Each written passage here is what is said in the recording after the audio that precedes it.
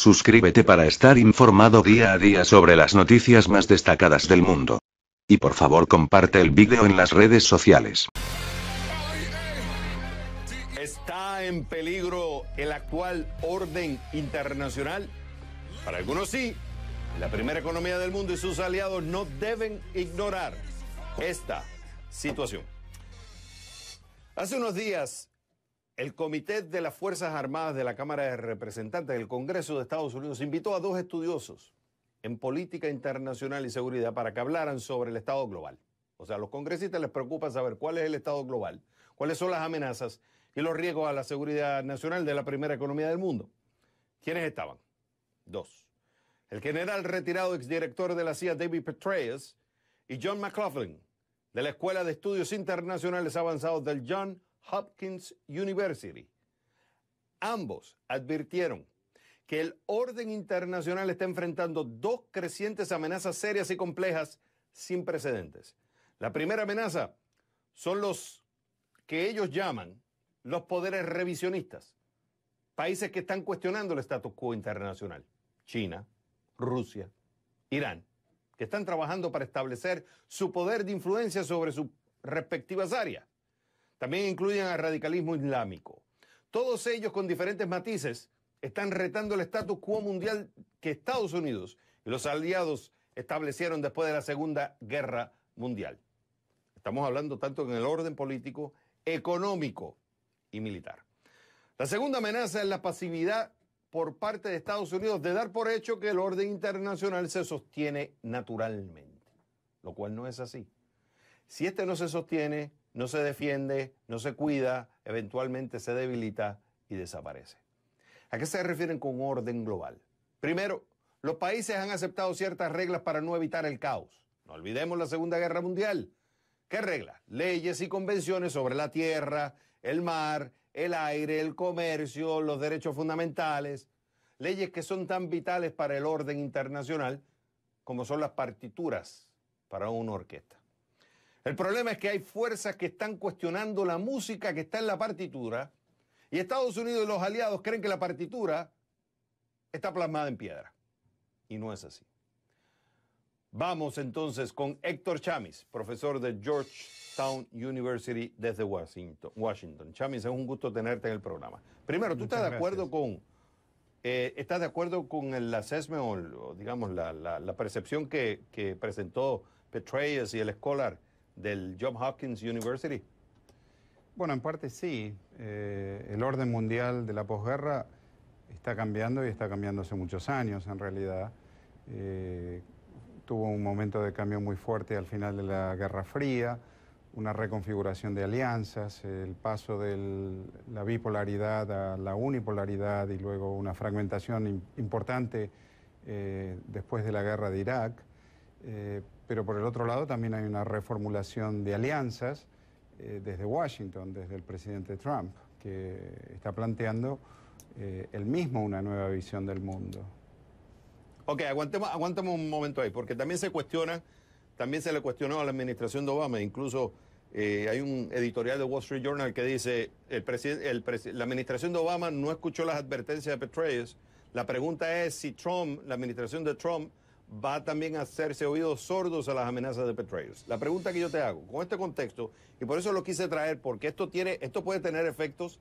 O sea, primero entender qué es lo que está sucediendo. Cuando vemos los problemas con Rusia, con China, en Medio Oriente, el tema de los ataques cibernéticos, el tema de la población, el crecimiento de la población, las reacciones que están habiendo a esta creciente población que se está moviendo en los países desarrollados, son cuestionamientos serios de tendencias que están sucediendo en el mundo que pueden cambiar este orden hegemónico, que estaba después de la victoria de la Guerra Fría por parte de Estados Unidos, sino que además estás teniendo países que están cuestionando el orden internacional. Entonces, en este contexto, ¿cómo tú ves la administración de Trump? O sea, ¿está tomando en cuenta estos riesgos o no?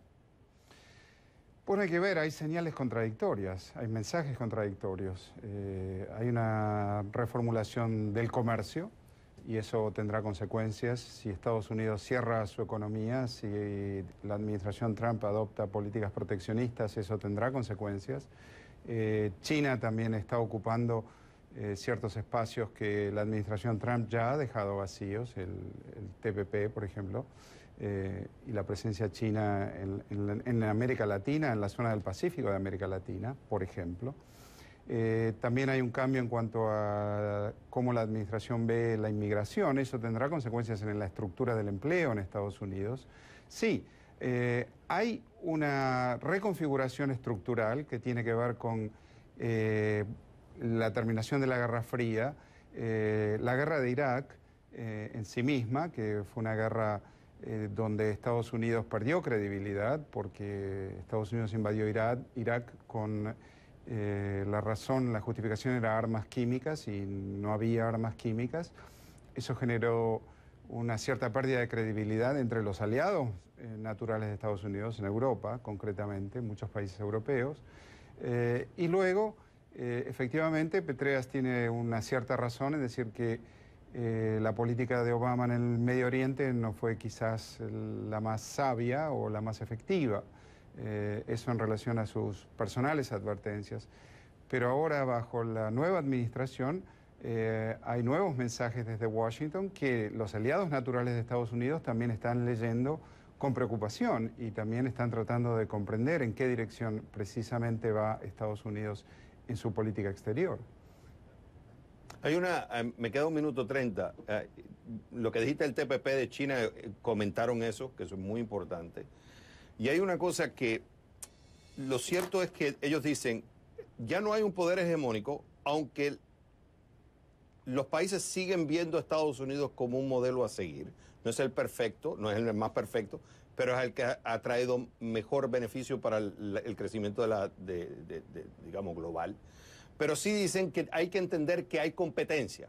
Y como hay esa competencia, debes tratarla de forma diferente. No es lo mismo negociar con el tema de China o tratar el tratado de China, o sea, el tratamiento que le vas a dar a China como se lo vas a dar a Irán, como se lo vas a dar a Rusia. Pero la pregunta que yo te hago, ¿es bueno que se modifique el orden global como está? Porque aquí estás teniendo pensamientos diferentes. Estás teniendo China con una visión que no es la democracia liberal que estamos nosotros acostumbrados en Occidente. Estás viendo el caso de Rusia. O sea, deben los países, incluso en América Latina, empezarse a preocupar y prestar atención si nosotros queremos que cambie este orden internacional. Sí, eso es preocupante. El orden liberal internacional también tenía una pata política que era la democracia liberal y los competidores emergentes no son democracias liberales, ni China, ni Rusia, ni Irán, ni ninguno de los países que están surgiendo como pretendidos competidores. América Latina definitivamente debe preocuparse si desea mantener sus bastante golpeadas democracias, debería decir, que sobreviven, pero con algunos magullones. Y en ese sentido, también es Washington quien debe definir si como parte de su liderazgo estratégico incluirá o no, como ha sido históricamente el caso, la democracia liberal en ese menú de opciones en su liderazgo. Y eso también tendrá que definirse. Es una administración de 2 semanas y donde tiene algunas cuestiones importantes por definir y otras que hacen que el mundo mire con una cierta incertidumbre. Yo quería traer esto a la discusión para empezar nosotros a enmarcar lo que está sucediendo a nivel mundial y poder entender cuando vemos estas noticias sobre Rusia, sobre China, sobre Irán, sobre los ataques cibernéticos, el tema de la población, los temas inmigratorios. Y nosotros poco a poco lo vamos a ir dilucidando y vamos como un rompecabezas entendiendo cada pieza. Y te vamos a seguir invitando, Chamis, porque esto es importante, no tan solo a nivel global, sino esto va a tener un efecto en toda América Latina. Héctor Chamis, profesor de Georgetown University. Fue un gusto haberte tenido. Gracias, un gusto para mí.